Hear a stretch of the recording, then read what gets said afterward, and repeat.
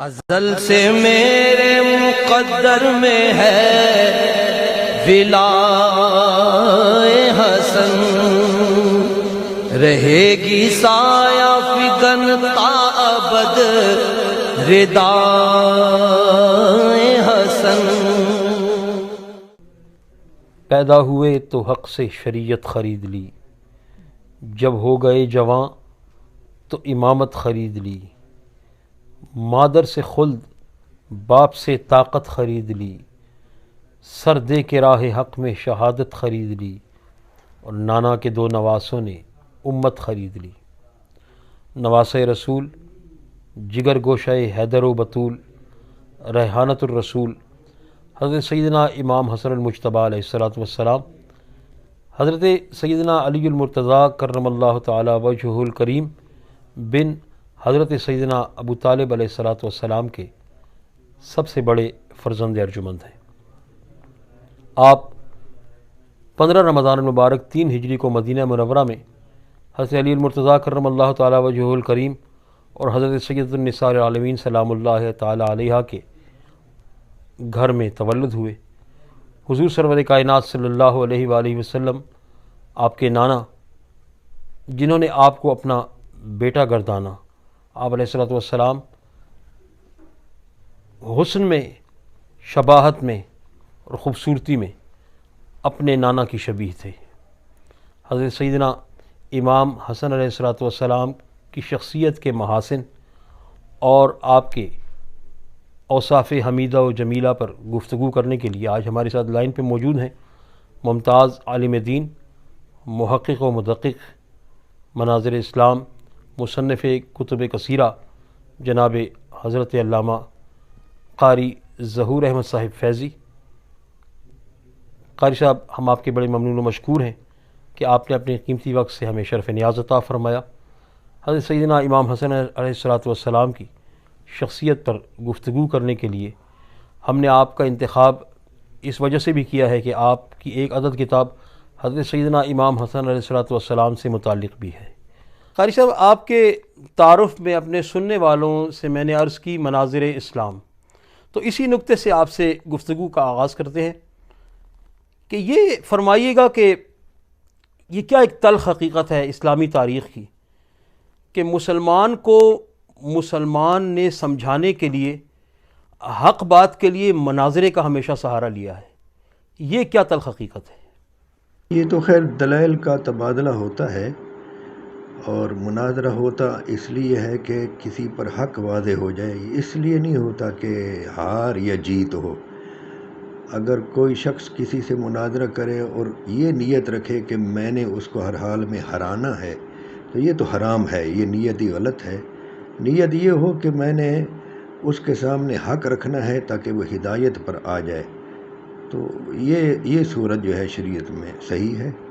جو مناظرے کا تصور ہمارے ہاں ہے وہ غلط ہے، اور اس قسم کے مناظرے کو شیخ شہاب الدین ابو حفص عمر سہروردی رحمۃ اللہ تعالی علیہ نے فرمایا ہے کہ جو شخص ہمیشہ مناظرہ بازی کے دھیان میں رہے، خیالات میں رہے، تو وہ شیطان ہے۔ پنجتن پاک میں بھی آپ کا اس میں گرامی آتا ہے یقیناً۔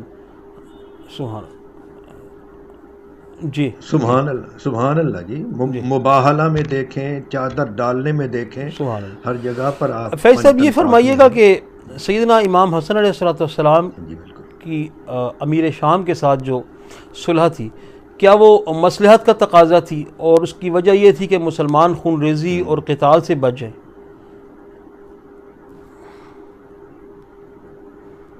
جی بالکل، آپ صحیح فرما رہے ہیں، یہی مصلحت تھی اور یہی مجبوریاں تھیں۔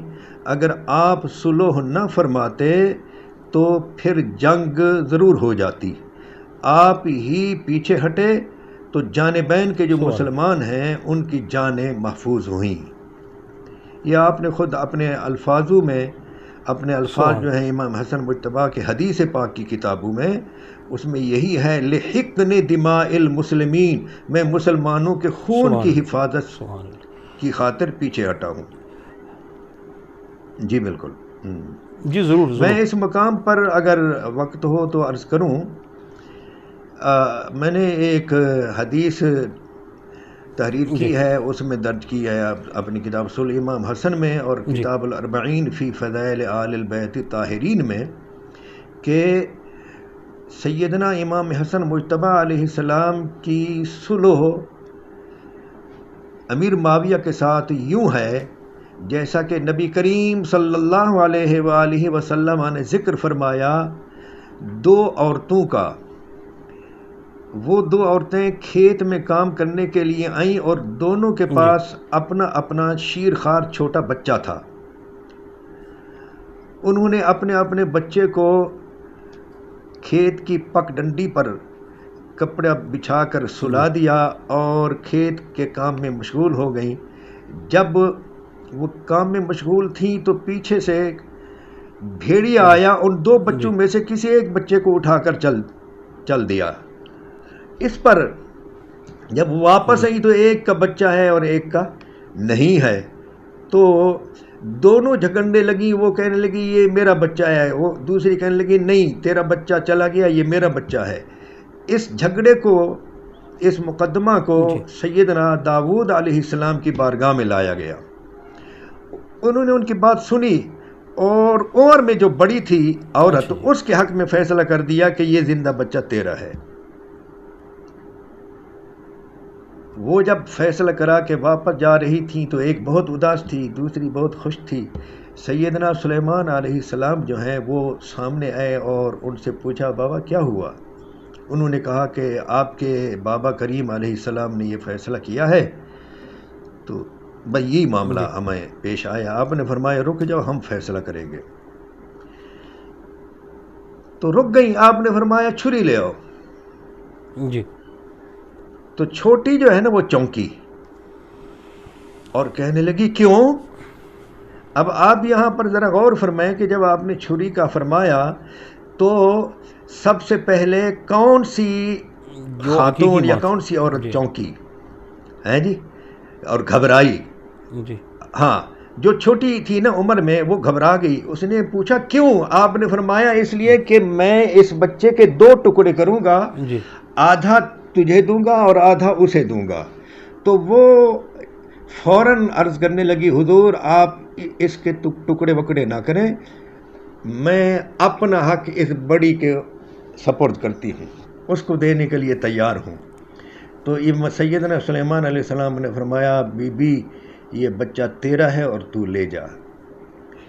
اب اس مقام پر اس حدیث کو جو حضور اکرم صلی اللہ علیہ وآلہ وسلم نے سنائی اور ہماری صحاح ستہ میں موجود ہے، یہ سنا کر میرے آقا نے اس سے کوئی نتیجہ نہیں نکالا، جبکہ کوئی بات سنانا حکمت سے خالی نہیں ہوتا۔ میں نے اس سے یہ نتیجہ نکالا ہے کہ اگر داؤد علیہ السلام کے فیصلے کے بعد جو فیصلہ سلیمان علیہ السلام نے کیا تھا کہ میں اس کے دو ٹکڑے کرتا ہوں، بی بی نے کہا نہیں کریں، میں اپنا حق اس بڑی کو دیتی ہوں۔ وہ بڑی اگر یہ بچہ لے جاتی اور بظاہر چھوٹی راضی بھی تھی، خود سپرد کر رہی تھی اس بچے کو، تو کیا آپ بتا سکتے ہیں کہ وہ جو چھوٹی ہے اس کو وہ بڑی عورت پسند تھی؟ کیا وہ بڑی عورت جو ہے وہ واقعی حقدار تھی؟ نہیں، لیکن کہ وہ حقیقی ماں لیکن اس لیے وہ چھوٹی عورت راضی ہو گئی کہ وہ بچہ اگر جاتا بھی ہے بڑی عورت کے ہاں زندہ تو رہے گا۔ یہ امام حسن مجتبی علیہ السلام نے سوچا کہ دین بھی ہمارا ہے، کعبہ بھی ہمارا ہے، کتاب بھی ہماری ہے، امت بھی ہماری ہے۔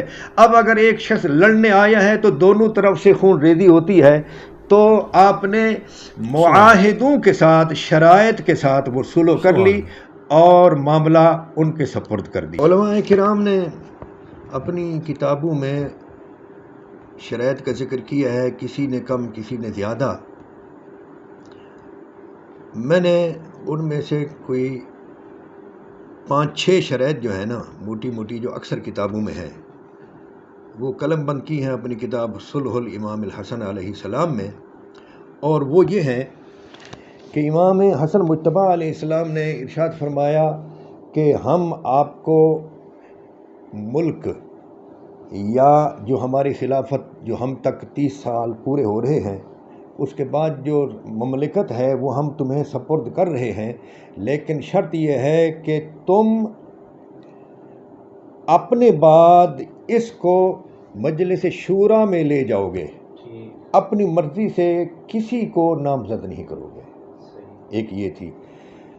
دوسری یہ تھی کہ کتاب و سنت کے مطابق تمہیں چلنا ہوگا۔ تیسری شرط یہ تھی کہ خلفاء راشدین کی سیرت کے مطابق تمہیں چلنا ہوگا۔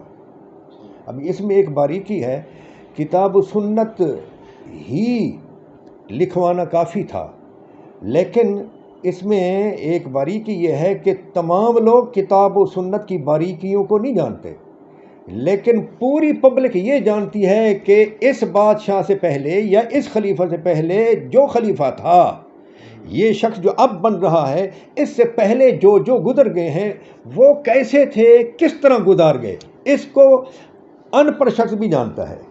اس لیے امام حسن مجتبی نے کتاب و سنت کے ساتھ ساتھ یہ بھی لکھوایا کہ سابقین خلفائے راشدین جو ہیں تمہیں ان کی سیرت پر چلنا ہوگا، تو انہوں نے اس کو تسلیم کیا، مانا۔ ایک شرط یہ بھی تھی، اور میں بڑے درد کے ساتھ یہ عرض کرتا ہوں، بڑا افسوس ہے کہ امام پاک نے فرمایا ہم تمہیں یہ سلطنت سپرد تو کر رہے ہیں، لیکن اس کے بعد تم یہ ہمارے ساتھ طے کرو کہ تم ہمارے بابا کو برا نہیں کہو گے۔ آپ اندازہ فرمائیں کہ اس وقت امام حسن مجتبی علیہ السلام جب یہ الفاظ لکھ رہے ہوں گے یا ادا کر رہے ہوں گے، اور لکھنے والا کوئی لکھ رہا ہوگا، تو آپ کے ساتھ کیا بیتتی ہوگی، کیا گزر رہی ہوگی، کیا کیفیت ہوگی۔ تو ابن کثیر تک نے لکھا ہے کہ پہلے ابن کثیر اور ابو الفداء المختصر فی اخبار البشر والا وہ سب لکھتے ہیں کہ پہلے تو کہا گیا کہ ہم یہ شرط قبول نہیں کرتے۔ ہاں، پھر امام حسن مجتبی علیہ السلام نے فرمایا چلے ایسا کر لیں کہ جب ہم سن رہے ہوں تو اس وقت انہیں برا نہیں کہا جائے گا، تو انہوں نے کہا ٹھیک ہے۔ تو اب آپ پوچھ سکتے ہیں، مجھ سے سوال کر سکتے ہیں کہ آیا یہ شرائط جو طے کی گئیں ان پر عمل درآمد بھی ہوا؟ یہ بہت بڑا سوال ہے۔ ہاں، بہت بڑا سوال ہے، لیکن میں آپ کو دو ٹوک عرض کروں گا کہ کسی شرط پر بھی عمل درآمد نہیں ہوا، کسی ایک شرط پر بھی۔ یہ شرائط جو ہے یہ معاہدہ ہے، تو معاہدہ جو ہوتا ہے اس میں جانبین پابند ہوتے ہیں، تو ان کے ساتھ یہ ایک معاہدہ تھا کہ معاویہ کی وفات تک مملکت اس کے سپرد رہے گی، اور اس کے بعد وہ کسی کو نہیں بنائیں گے۔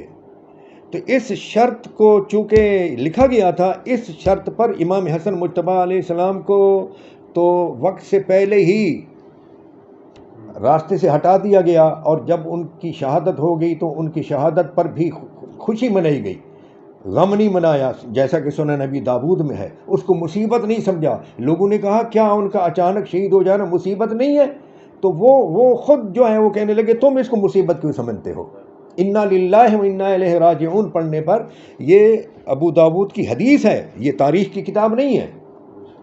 تو وہ تو 10 سال پہلے امیر شام کی وفات سے 10 سال پہلے چلے گئے، اور یہ 10 سال بعد زندہ رہے، لیکن ان کی وفات کے فوراً بعد ہی پورے 10 سال 60 ہجری تک جو ہیں، ان 10 سالوں میں مسلسل وہ اپنے بیٹے کی ولی عہدی کی کوشش کرتے رہے۔ لیکن دوسری طرف سے اہل بیت کی طرف سے امام علی مقام علیہ السلام جو ہیں وہ فرماتے رہے کہ ہم معاہدہ جو کیا ہوا ہے ہمارے بھائی نے، ہم اس معاہدہ پر بیٹھے ہیں۔ چونکہ ایک مرتبہ مروان نے خط لکھ دیا امیر شام کو کہ لوگ حسین کے پاس آتے ہیں، بیٹھتے ہیں اور ان کے ساتھ بات چیت ہوتی ہے، اور مجھے لگتا ہے کہ یہاں معاملہ جو ہے نا گڑبڑ ہو رہا ہے۔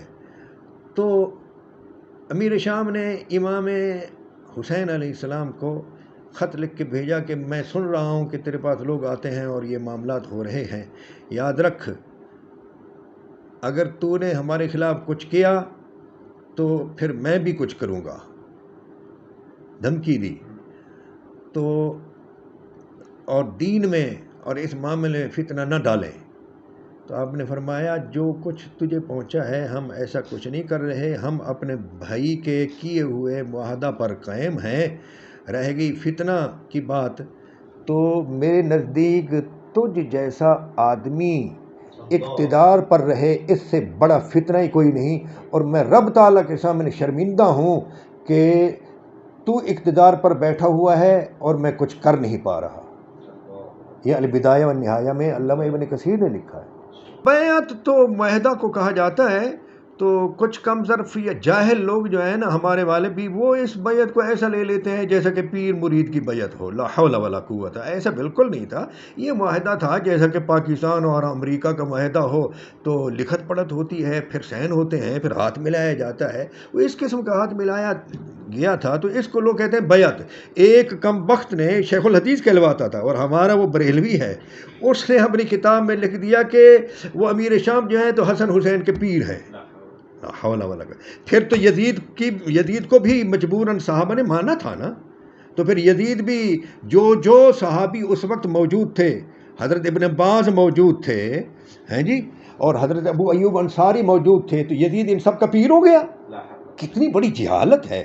اگر یہ بیعت تو وہ ہوتی ہے کہ ہم پیری مریدی کی بیعت اس کو کہتے ہیں کہ مرید جو ہے وہ پیر کے ہاتھ میں ایسا ہے جیسا کہ غسال غسل دینے والے کے ہاتھ میں میت۔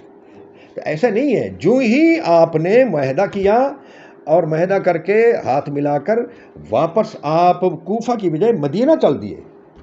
جب مدینہ شریف کا آپ نے رخ کیا تو امیر شام نے آپ کے پیچھے بندہ بھیجا کہ حضرت آپ رکیں، ہم آپ کو خوارج کے خلاف جنگ کرنے کے لیے بھیجتے ہیں اور آپ کو سپہ سالار بناتے ہیں۔ آپ نے فرمایا میں نے اگر جنگ کرنی ہوتی تو تیرے ساتھ کرتا، میرے نزدیک خوارج سے جنگ کرنا تیرے ساتھ، خوارج کے ساتھ جنگ کرنے سے تیرے ساتھ جنگ کرنا، تیرے خلاف جنگ کرنا بہتر ہے۔ ہاں، تو یہ بیعت ہوتی ہے جی۔ امیر شام حسن اور حسین کا پیر ہے، حد ہو گئی ہے جہالت کی، حول ولا قوت۔ فیض صاحب یہ فرمائیے گا کہ سیدنا امام حسن علیہ السلام کثیر الازواج تھے، اور آپ کی کثیر الازواج ہونے میں کچھ لوگوں نے ہرزہ سرائی کی ہے، لیکن کچھ اہل محبت کا یہ کہنا ہے کہ عرب کے لوگ اپنی بیٹیاں آپ کے عقد میں اس لیے دیتے کہ جو آپ کے ساتھ مس ہو جائے گا جہنم کی آگ اسے چھو نہیں سکے گی۔ کچھ فرمائیے گا اس حوالے سے۔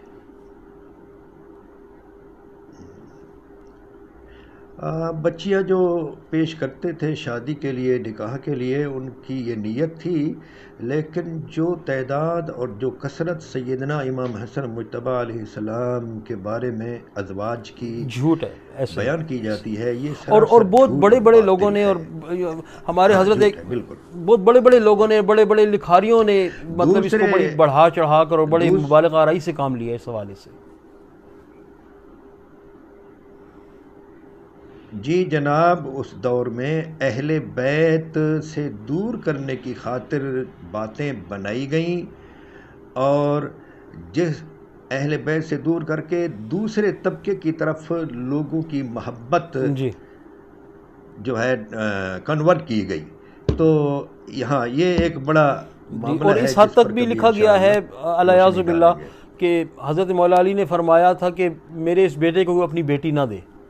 تو یہ میرا خیال ہے کہ یہ بات کوئی دل دماغ نہیں مانتا۔ اچھا فیض صاحب، امام حسن علیہ السلام کو 3 مرتبہ زہر دیا گیا، آپ کی شہادت زہر دینے سے واقع ہوئی، اور جی اور آخری مرتبہ وہ زہر کاری ثابت ہوا۔ اس آپ کو زہر دینے کے حوالے سے حضور سرور کائنات صلی اللہ علیہ وآلہ وسلم کی حضور غیب دان ہیں، حضور نے پہلے سے پیشن گوئی فرما دی تھی، حضور نے پہلے سے فرمایا تھا. تو اس بارے میں کچھ فرمائیے گا، ہمارے سننے والے یقیناً ہی جاننا چاہیں گے.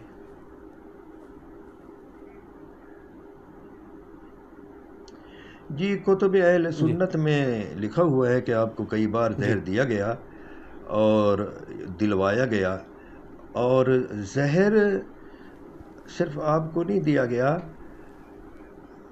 کچھ ایسے دوسرے لوگوں کو بھی دیا گیا جو امام حسن مجتبی کی طرح مستقبل میں خلیفہ بن سکتے تھے.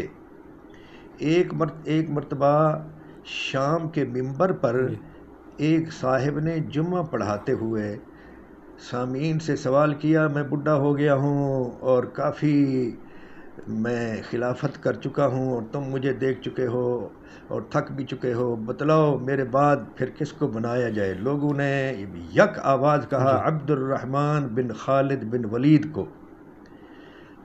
تو یہ لوگوں کا یہ جواب ان کی توقع کے خلاف تھا، سوال کرنے والے کی توقع کے خلاف. اس لیے کچھ عرصہ بعد پتہ چلا کہ عبد الرحمن بن خالد بن ولید کو ایک طبیب کے ذریعے زہر دلا کر شہید کر دیا گیا. جی وہ اس سے آپ سمجھ جائیں. ایک مرتبہ پتہ نہیں یہ مناسب ہوگا یا نہیں، ایک مرتبہ اس سے احمد رضا قصوری صاحب سے پوچھا کہ بی بی کا قاتل کون ہے؟ تو اس نے کہا بھئی قتل جو ہے 3 وجہ سے ہوتا ہے، زن، زر اور زمین. اور یہاں وہ کہنے لگے کہ یہاں زمین کی جگہ یہاں ہے اقتدار، لہذا یہ دیکھا جائے گا کہ بی بی کے راہ سے ہٹ جانے کے بعد اقتدار کس کے پاس آیا ہے. آپ سمجھ گئے؟ ہاں، کسی کے قتل کے بعد یا تو زن کسی کے حصے میں آتی ہے یا زر آتا ہے یا زمین آتی ہے. وہ کہنے لگے یہاں زمین نہیں، یہاں اقتدار ہے. اور امام حسن علیہ السلام کی شہادت کے لیے آپ کی بیوی کا انتخاب کیا گیا، مخالفین نے آپ کی بیوی کو خریدا، جادہ. جی یہ بھی ہے، جادہ بنت قیس غالباً اس کو. ہاں جی، یہ تو ہوتا ہے جی. یہ تو بیویاں جو ہوتی ہیں نا جی، انبیاء کرام علیہم الصلاۃ والسلام میں سے بھی بعض کی بیویاں درست نہیں تھی اس قسم کے معاملے میں.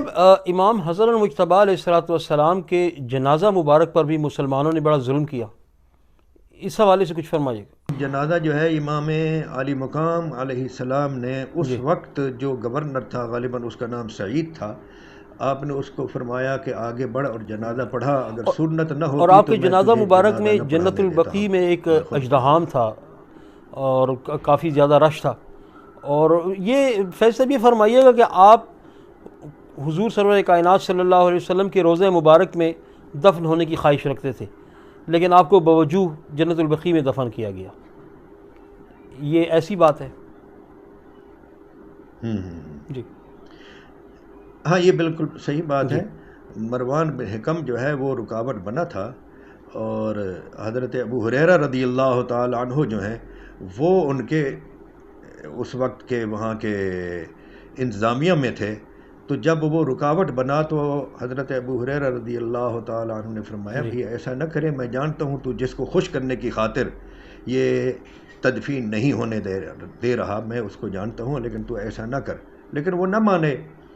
تو ادھر بنو ہاشم جو ہیں، امام علی مقام علیہ السلام نے چاہا کہ بنو ہاشم آ جائیں، لیکن پھر انہیں وصیت یاد دلے گی کہ امام حسن مجتبی نے فرمایا اگر آرام سے سکون سے میری تدفین روضہ مقدسہ میں ہونے دی جائے تو فبہا، ورنہ اور جنت البقیع میں آپ اپنی والدہ گرامی سلام اللہ تعالی علیہا کے پہلو میں آپ کو جگہ ملی.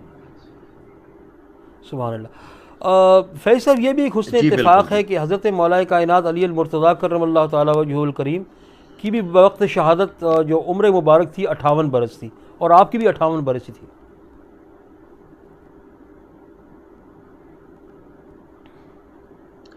جی مولا علی علیہ السلام کی عمر مبارک کے بارے میں 63 سال کا قول بھی آتا ہے، 57 سال کا قول بھی آتا ہے، 58 کا بھی آتا ہے۔ جی ہاں سبحان ہاں اللہ۔ جی، امام بھائی حسن صاحب، مجتبیٰ حضرت امام 58 حسن سال علیہ کے تھے۔ السلام کے سخا سے متعلق بڑے واقعات کتابوں میں آئے ہیں، کچھ سننے والوں کو بتائیے گا کہ امام حسن علیہ السلام اللہ اکبر۔ کتنے سخی تھے؟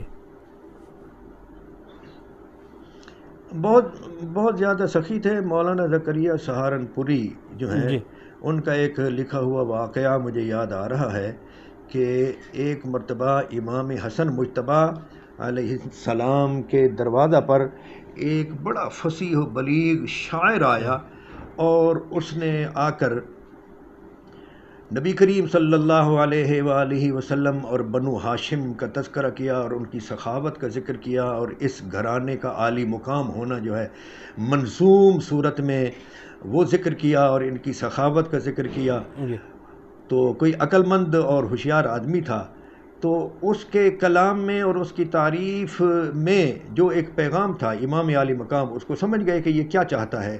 تو آپ اپنے مختلف گھروں میں سے جو اس وقت راشن، کھانے پینے کا سامان اور نقدی کپڑے وغیرہ جو موجود تھا، سب کچھ آپ سمیٹنے لگ گئے۔ تو اس میں جی سمیٹنے میں، اکٹھا کرنے میں دیر ہو گئی، اس پر اس نے اور اشعار پھینکے۔ واہ واہ۔ ہاں، اور ان اشعار کا مطلب یہ تھا کہ قبلہ اگر کچھ ملتا ہے تو مل جائے، ورنہ منع ہو جائے، لیکن یہ یاد رکھنا کہ میں جب اس دروازہ سے پلٹ کر جاؤں گا اور مجھ سے پوچھا جائے گا کہ آپ کو کیا ملا، تجھے کیا ملا، میں کہوں کہ اتنا کچھ ملا اور نہ ملا ہو تو وہ جھوٹ ہوگا، ہے جی، اور میں کہوں کہ ملا نہیں تو یہ آپ کی شان کے خلاف ہوگا۔ تو اس کے دوسری مرتبہ کے یہ اشعار سن کر امام حسن مجتبیٰ علیہ السلام فوراً باہر آئے، اور جو کچھ سامان تھا وہ پیش کیا، اور نقدی تھی وہ پیش کی۔ اور غالباً مجھے یاد آتا ہے کہ مولانا زکریا نے فرمایا ہے، لکھا ہے ان کی کتاب فضائل صدقات میں، بہت پہلے میں نے یہ پڑھا تھا کہ 55,000 درہم یا دینار تھے نقدی، اور یہ زیتون، کھجور، پنیر، گھی، غلہ، آٹا وغیرہ اس قسم کی ساری چیزیں، کپڑے، اور یہ سب کچھ جو نقدی کے علاوہ جو سامان تھا وہ اتنا تھا کہ اسے اٹھایا جانا ایک آدمی کے بس کی بات نہیں تھی۔ تو جو امام حسن مجتبیٰ علیہ السلام کے کندھے پر چادر تھی نا، آپ نے وہ چادر اتاری اور آپ نے فرمایا اس سامان کو اٹھانے کے لیے مزدور کیا جائے، اور اس کی مزدوری جو ہے نا، تجھے جو پیسے ملے ہیں اس میں سے نہیں دی جائے گی، مزدوری میں یہ چادر دی جائے گی۔ آخر میں ایک جملہ یہ بھی سن لیں کہ آپ نے آخر میں فرمایا گا، آپ نے فرمایا میاں تم نے جلدی مچا دی، ورنہ ہم ابھی کچھ جمع کر رہے تھے، اب تم یہ سمجھنا کہ تجھے کچھ ملا نہیں، ہم یہ سمجھیں گے کہ ہم نے کچھ دیا نہیں۔ تیری بخشش کے ساماں آنکھ سے دل میں اتر آئے، تلاش رزق کی خاطر جو سوئے آسماں دیکھا، ستارے تیرے دسترخوان کے ٹکڑے نظر۔ سبحان اللہ، سبحان اللہ، سبحان اللہ۔ حضور سرور کائنات صلی اللہ علیہ وآلہ وسلم نے اپنے اس نواسے کو بھی ریحانۃ الرسول کہا ہے، اور جنتی جوانوں کا سردار بھی گردانا ہے۔ کچھ اس حوالے سے حضور علیہ السلام کی احادیث سننے والوں کو عطا کیجیے۔ جی جی،